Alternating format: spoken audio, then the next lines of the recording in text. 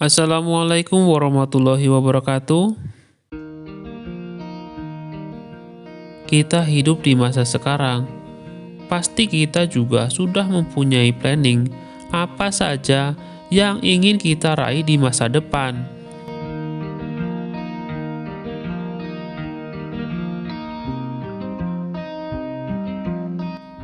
Di dalam merencanakan masa depan, entah mengapa, naluri kita sebagai manusia sering sekali kita mengingat kejadian-kejadian di masa lalu. Dan inilah mengapa sejarah diciptakan, yaitu kita bisa mempelajari masa lalu, bukan hanya sekedar memikirkannya. Sejarah bisa membantu kita memahami karakter dan budaya masyarakat. Sejarah adalah kepastian yang dihasilkan pada titik pertemuan antara ketidaksempurnaan ingatan dan kekurangan dokumentasi, kata Julian Barnes.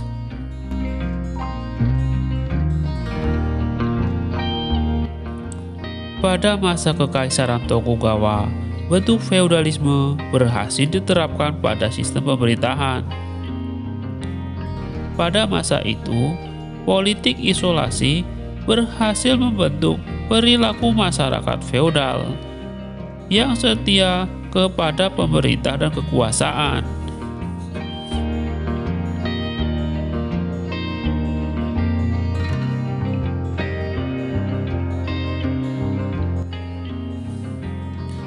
Berakhirnya masa politik isolasi di saat ilmu pengetahuan barat semakin maju.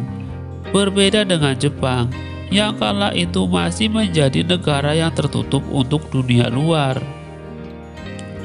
Berakhirnya politik isolasi, yaitu pada saat pasukan Amerika berhasil merangsek ke Jepang, dan mengakhiri politik isolasi pada 13 Maret 1854.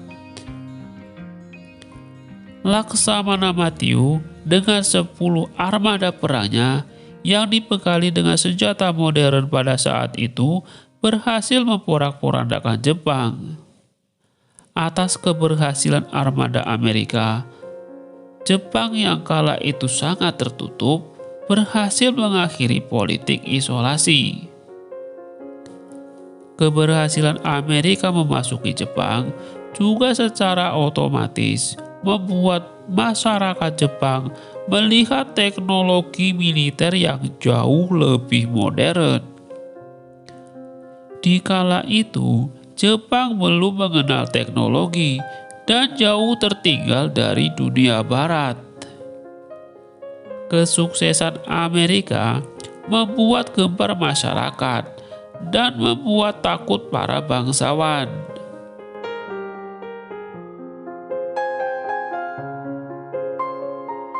Kejadian ini pun berakibat kekecewaan terhadap kepemimpinan Shogun Tokugawa, dan akhirnya dia pun berhasil digulingkan. Saat itu dimulailah masa Jepang yang modern. Jepang pun menerapkan sistem politik ala barat. Jepang pun mengirimkan para pemuda untuk belajar ke negeri barat. Jepang percaya bahwa para pemuda adalah motor untuk membangun Jepang yang baru.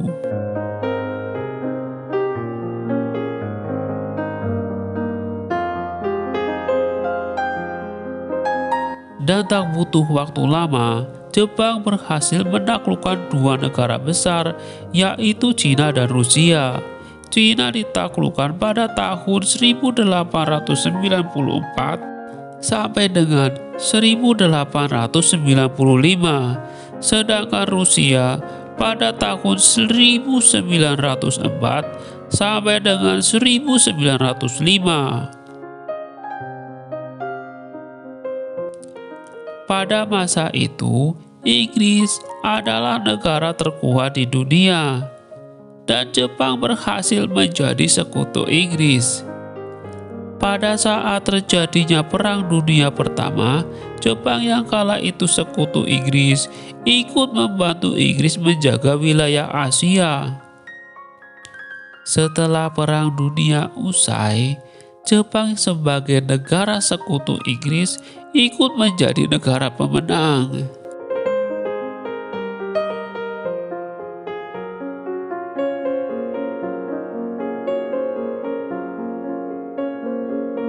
Meski Perang Dunia Pertama telah usai, namun suhu politik masih cukup panas, yang membuat setiap negara di dunia membangun kekuatan militernya. Pada tanggal 6 Februari 1922, Traktat 5 negara berhasil disepakati. Namun hal ini membuat perpecahan di kalangan militer Jepang.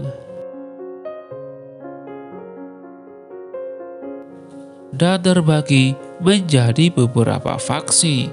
Faksi yang pertama adalah faksi perjanjian yang beranggotakan para admiral profesional.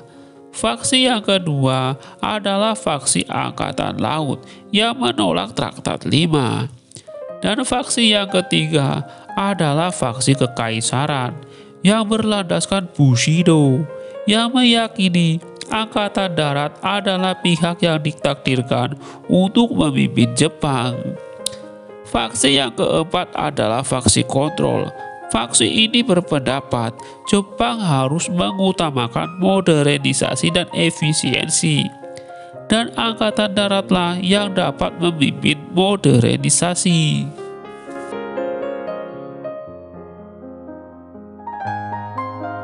Akibat perpecahan di kalangan militer membuat kekacauan politik pasca Perang Dunia yang Pertama. Situasi Jepang semakin tidak terkendali.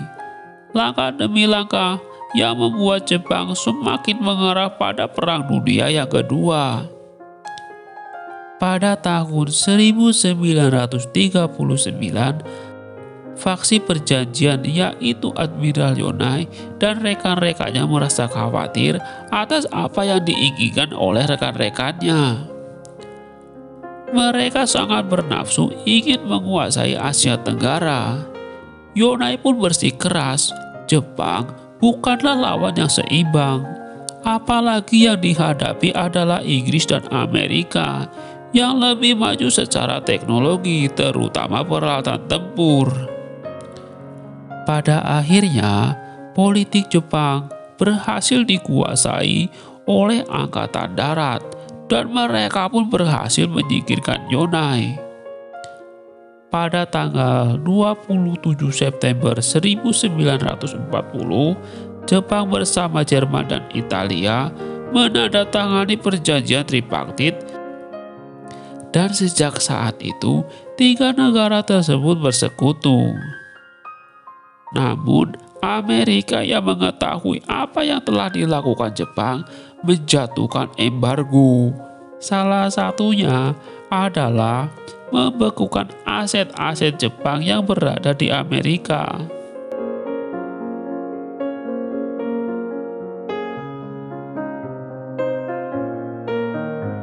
Pada tanggal 7 Desember 1941, Jepang secara tiba-tiba menyerang pangkalan militer Amerika Serikat yaitu Pearl Harbor yang dipimpin oleh Laksamana Ichiroko Yamamoto.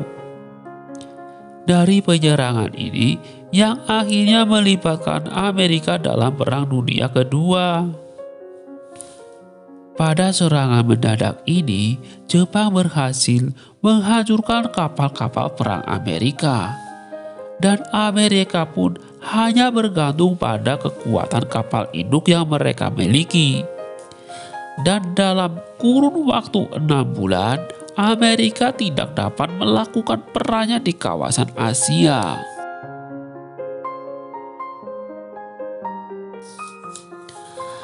Namun dari kekalahan ini, justru Amerika menjadi semakin solid.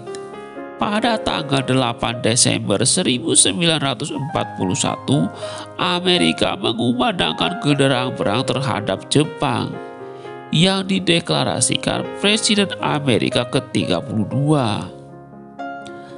Pada tanggal 6 Agustus 1945, Amerika menjatuhkan 2 bom atom di Hiroshima dan Nagasaki. Jepang pun tak dapat berbuat apa-apa, yang akhirnya Jepang menyerah dan menandatangani kapitulasi di atas armada tempur Amerika, yaitu kapal Mississippi, pada tanggal 2 Desember 1945.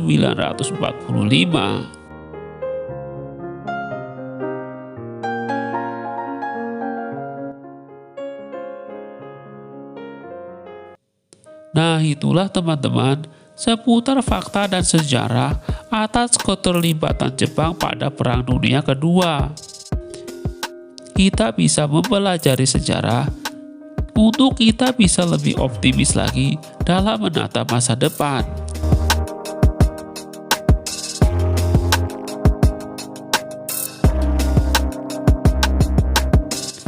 Kita bisa mempelajari kegagalan yang telah lalu, sehingga di masa depan kita bisa menjadi lebih baik. Sampai jumpa lagi di video berikutnya. Tetap semangat dan istiqomah. Jangan lupa bersedekah supaya hidup semakin berkah.